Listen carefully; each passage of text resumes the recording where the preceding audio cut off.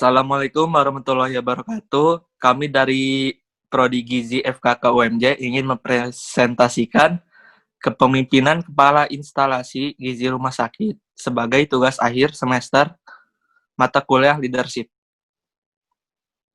Next. Disusun oleh Ardelia Evani, Farihatul Kamila, Muhammad Najib Musin. Pendahuluan. Pelayanan gizi rumah sakit merupakan suatu penyelenggaraan makanan dan pelayanan yang diberikan kepada pasien berdasarkan keadaan klinis, status gizi, dan status metabolisme tubuh yang diawali dari perencanaan menu sampai pendistribusian dalam rangka pencapaian status gizi yang optimal melalui pemberian diet yang tepat. Dalam menjalankan sebuah organisasi seperti instalasi gizi yang di rumah sakit, diperlukan seseorang pemimpin atau ketua untuk memimpin dan bertanggung jawab dalam kegiatan-kegiatan yang terjadi di sebuah instalasi gizi. Hal ini dikarenakan pemimpin merupakan seseorang yang mengatur jalannya organisasi agar organisasi tersebut berjalan sesuai dengan tujuan. Begitu pula dengan kepala instalasi gizi yang memimpin dan bertugas dalam merencanakan dan mengatur pelayanan dan perencanaan gizi di rumah sakit. Next. Tujuan. 1. Untuk mengetahui apa itu kepemimpinan. 2. Untuk mengetahui jenis gaya kepemimpinan. 3. Untuk mengetahui apa itu instalasi gizi. 4. Untuk mengetahui apa itu kepala instalasi gizi. 5. Untuk mengetahui apa itu kepemimpinan kepala instalasi gizi. Kepemimpinan. Kepemimpinan adalah kemampuan meyakinkan orang lain supaya bekerja sama di bawah pimpinannya sebagai suatu tim untuk mencapai atau melakukan suatu tertentu. Kepemimpinan juga merupakan proses mempengaruhi, mengarahkan, dan mengkoordinasikan segala kegiatan organisasi atau kelompok untuk mencapai tujuan organisasi dan kelompok. Pemimpin itu berfungsi untuk memastikan seluruh tugas dan kewajiban yang dilaksanakan di dalam suatu organisasi. Ada 4 jenis gaya kepemimpinan. Yang pertama yaitu gaya kepemimpinan karismatis.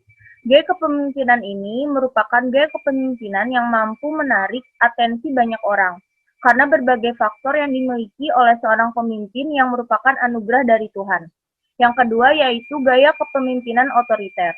Gaya kepemimpinan otoriter adalah gaya pemimpin yang memusatkan segala keputusan dan kebijakan yang diambil dari dirinya sendiri secara penuh. Yang ketiga yaitu gaya demokratis. Gaya kepemimpinan demokratis adalah gaya pemimpin yang memberikan wewenang secara luas kepada para bawahan. Dan yang terakhir yaitu gaya kepemimpinan moralis, yaitu gaya kepemimpinan yang paling menghargai bawahannya. Lalu ada yang disebut kepala instalasi gizi. Syarat atau kualifikasi sebagai kepala instalasi gizi. Yang pertama, profesi pendidikan dan pengalaman. Yang kedua, memiliki kemampuan kepemimpinan dan pengalaman organisasi. Yang ketiga, memiliki pengetahuan dasar tentang manajemen. Yang keempat, mampu menerapkan cara termudah dan tercepat untuk menjadi unggul, bisa menguasai ilmu apapun dan menjadi unggul di berbagai bidang yang melalui proses belajar dan mengajar.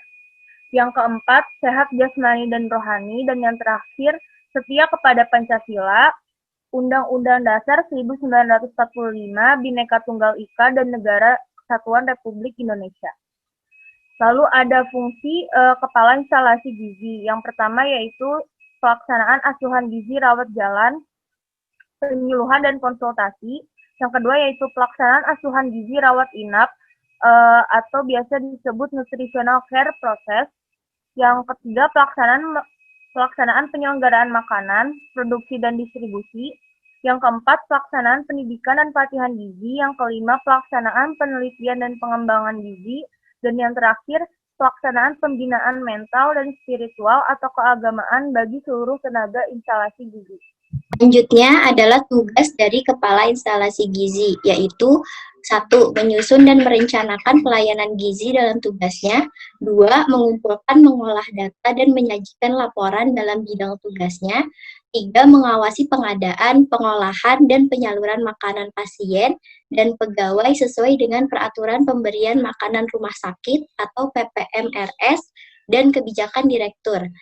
Lalu selanjutnya ada mengawasi kegiatan asuhan gizi atau nutrisi, baik rawat jalan dalam bentuk penyuluhan dan konsultasi di poklinik gizi ataupun rawat inap dalam bentuk nutritional care process atau NCP yang dilakukan oleh pegawai atau tenaga dalam jabatan fungsional nutrisionis. Lalu selanjutnya, mengawasi kegiatan diklat gizi baik untuk pegawai instalasi gizi maupun siswa atau mahasiswa atau pegawai gizi dari rumah sakit lain, serta penelitian dan pengembangan gizi terapan. Lalu ada hasil kerja. Yang pertama, target yang harus dicapai di instalasi gizi. Yang kedua, usulan program pendidikan dan pelatihan. Yang ketiga, mensupervisi karyawan gizi. Dan yang keempat, melaksanakan tugas dan instruksi khusus lainnya atas permintaan atasannya. Nah, selanjutnya kepemimpinan kepala instalasi gizi. Di sini ada struktur organisasi dari instalasi gizi rumah sakit. Jadi, kepala instalasi gizi, di bawahnya ada Kaur Gizi dan Wakaur Gizi, lalu ada ahli gizi, pelayanan gizi, kantin dan kafe. Lalu dari pelayanan gizi ada penyaji dan distribusi, dan dari kantin dan kafe ada pasien dan karyawan. Secara struktural dan fungsional, kepala instalasi gizi bertanggung jawab kepada wakil direktur pelayanan medik dan keperawatan melalui bidang pelayanan farmasi, dan gizi berkoordinasi dengan kepala seksi pelayanan gizi.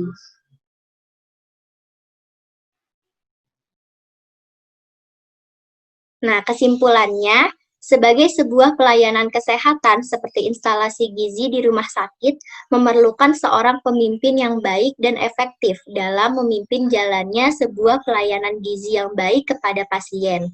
Tanpa adanya sebuah pemimpin, organisasi tersebut tidak akan berjalan dengan lancar, dikarenakan tidak ada pemimpin yang bisa mengkoordinasi jalannya pelayanan gizi. Pemimpin yang efektif yang diharapkan semua pihak tidak tercipta dengan sendirinya, karena perlu adanya proses untuk membentuk seseorang menjadi kuat dari segala tantangan yang ada di depannya.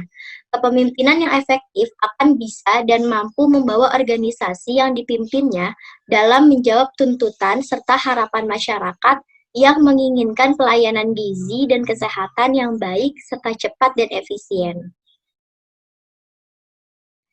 Sekian dan terima kasih. Wassalamualaikum warahmatullahi wabarakatuh.